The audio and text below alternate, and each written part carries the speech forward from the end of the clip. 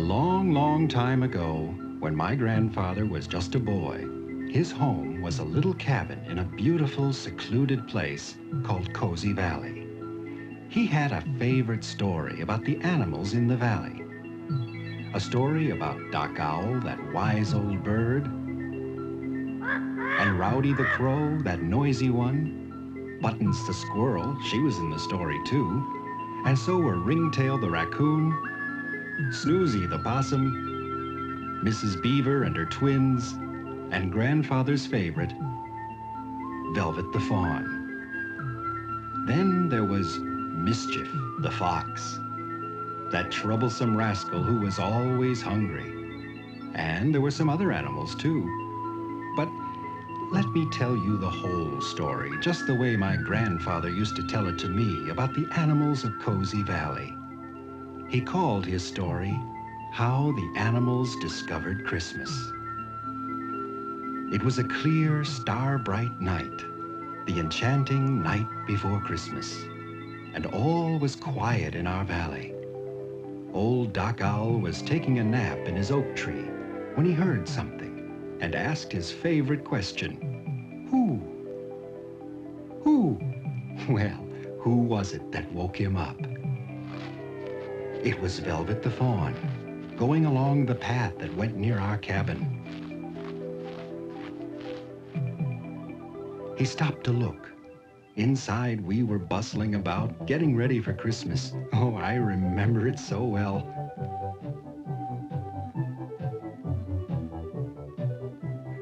Velvet came close and looked into the window.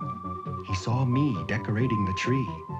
But of course, he'd never seen a Christmas tree before, with lights and ornaments.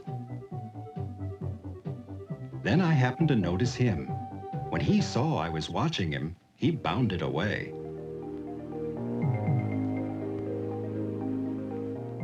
He kept running till he reached his favorite hideaway in the spruce trees. He was about to lie down when... What was that? A bird? A bluebird? What was he doing in our valley in the winter? He should have flown south. But then Velvet could see that this bluebird had a broken wing. Very gently, he lifted the bluebird up, and away they went. Velvet headed for the oak tree where old Doc Owl lived. Who? Well, it was a bluebird, that's who, and he needed help. So Doc Owl said he'd spread the news. Down he flew to the home of Buttons the Squirrel. Who? That woke her up. Doc Owl said, We've got an injured bluebird and need some help. Buttons agreed to get the other animals, and Doc Owl said he'd watch over the bluebird. Doc kept the bluebird warm, while Buttons went to wake up the rest of the animals. She pulled Scamper the rabbit out of his hole under the old oak. Then she scurried over to get Snoozy the possum. Buttons pummeled and pressed, and then she pulled and pulled, and oh, what a problem that sleepyhead was. Finally, Buttons pushed, and that did it. Meanwhile, Scamper the rabbit raced to the old stone fence to get Ringtail the raccoon. Scamper explained about the bluebird with the broken wing.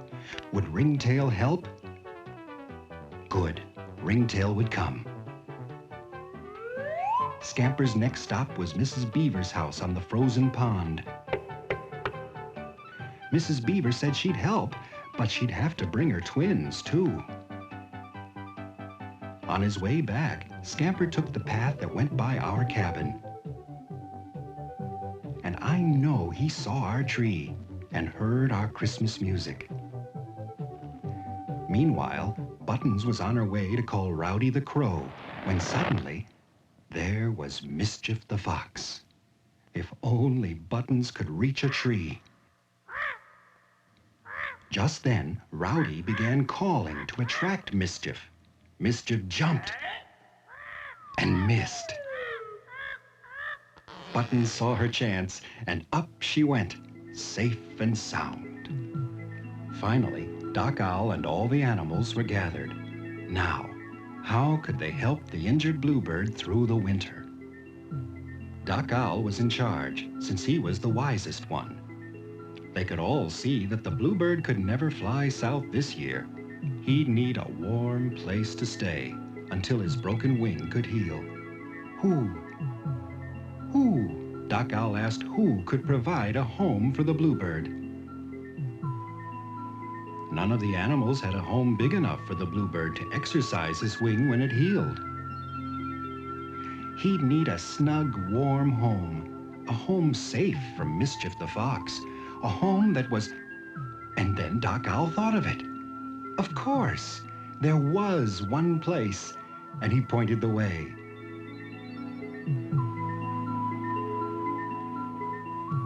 They all knew where it was, the home of Grumbles the bear. It was a big cave, almost closed by a snowdrift. Who would volunteer to shovel? Who? I'll do it, said Mrs. Beaver. With my tail. The twins helped too, and pretty soon they could hear Grumbles snoring. They had to wake him up so they could explain about the bluebird and his broken wing. Grumbles said he'd be willing to let the bluebird share his warm cave until spring. Could they use this handkerchief as a bandage? Grumbles had found it one day while picking berries. Yes, they could use that. And in a little while, the bluebird's wing was carefully wrapped. He tried to sing a song of thanks, but... And so, very quietly, old Doc Owl led the animals out of Grumbles' cave. Now he suggested they should gather some food for the bluebird and something for him to sleep on. So that is what they did. Velvet uncovered some soft moss for the bluebird's bed. Scamper got the carrots he had saved. Buttons had some sweet hazelnuts. Rowdy brought his dried sunflower seeds. And Snoozy dug out some dried apples. Mrs. Beaver bit off some purple dogwood berries. And Ringtail brought 2 sweet potatoes. They were putting their food near a little tree near Grumbles' cave when Scamper looked at the tree and remembered something. Why not hang the food where the bluebird would see it on the tree, like the one he'd seen in our cabin? Soon they were hanging up their gifts, making a game of it.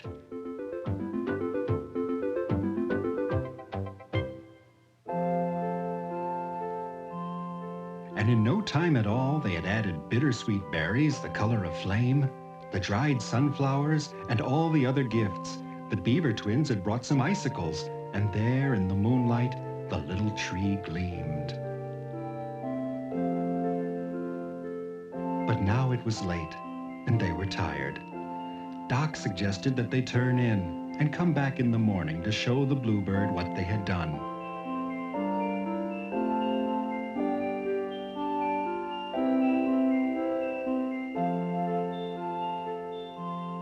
On his way home, Velvet went bounding along the path that passed near our cabin when he heard something.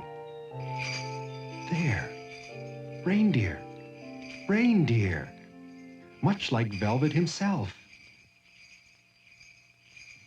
They were harnessed to a beautiful red sleigh filled with toys and packages.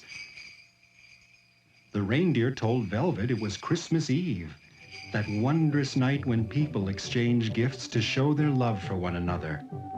Anyway, just as they were getting better acquainted, Ho, ho, ho, ho, ho! Velvet didn't wait to see more. When he reached his hideaway, he heard the little bells again, and there above him were the reindeer and sleigh. Ho, ho, ho!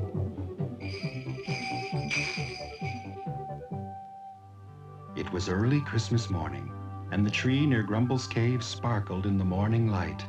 It was time to call the bluebird. Right behind the bluebird was Grumbles. He was still sleepy until he saw the gifts on the tree. Then Mrs. Beaver offered the bluebird her flat tail as a sled. Around the tree she pulled him. All the animals were delighted to see how happy the bluebird was. In fact, they were all having so much fun, they didn't notice Mischief the fox, but he saw them. What would he do? None of the animals moved. But Mischief looked so thin and hungry that Grumbles decided to offer him a sweet potato that Ringtail had brought. No one had ever offered Mischief anything before. He was so surprised that he actually smiled. And the animals of Cozy Valley smiled back. After Mischief gobbled up the sweet potato that Christmas morning, somehow he didn't feel like being mischievous anymore. While they were all busy making friends and looking at the gifts on the tree, the bluebird had hopped off Mrs. Beaver's tail, and then they saw him hopping up to the very top of the tree. He had only one way to show his thankfulness.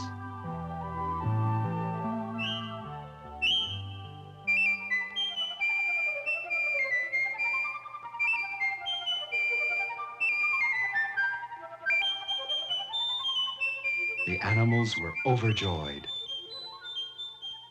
The bluebird was singing. The bluebird was singing. Now they knew he was getting well, and the bluebird sang as no bluebird had ever sung before. His song was filled with the love he felt for all the animals, the same love which the animals had given him. And that was the story my grandfather used to tell me.